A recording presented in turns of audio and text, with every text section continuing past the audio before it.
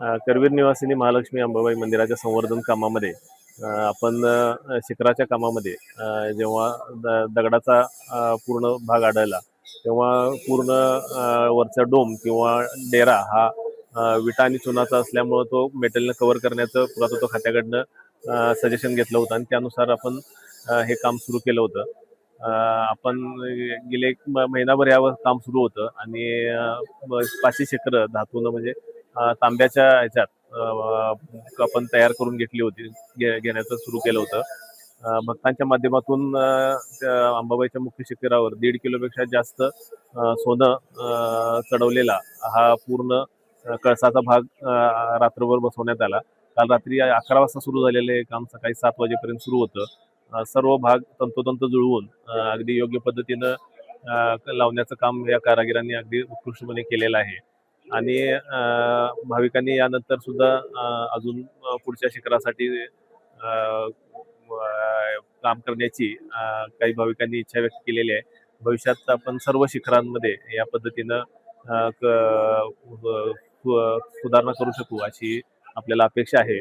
आणि आज हे सुवर्ण कलश हा आपल्या आई अंबाबाई महालक्ष्मीच्या मंदिरावर विराजमान झालेला आहे.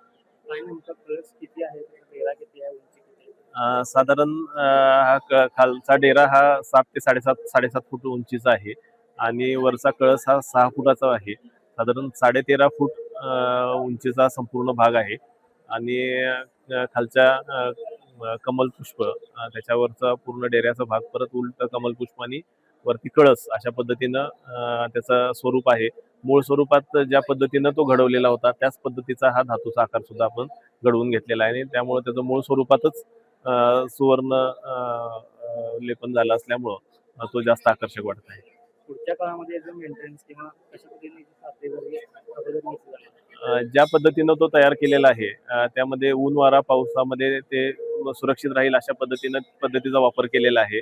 आपण कळसाच्या बाजूला जो काकडा लावतो 15 दिवस काकडा पेटवतो त्याच्यासाठी आपण विशिष्ट पद्धतीनं कळसाला कुठली झळ बसणार नाही अशा पद्धतीनं कव्हर करण्याचं हे निश्चित केलेलं आहे आणि तसा आकार तयार करून तो कळसाच्या बाजूला आपण काकड्याच्या वेळी बसवणार आहे जेणेकरून परत त्याचा कळसाला कुठलाही काजळी धरण्याचा प्रकार होऊ नये अशा पद्धतीनं आपण त्याची काळजी घेत आहे.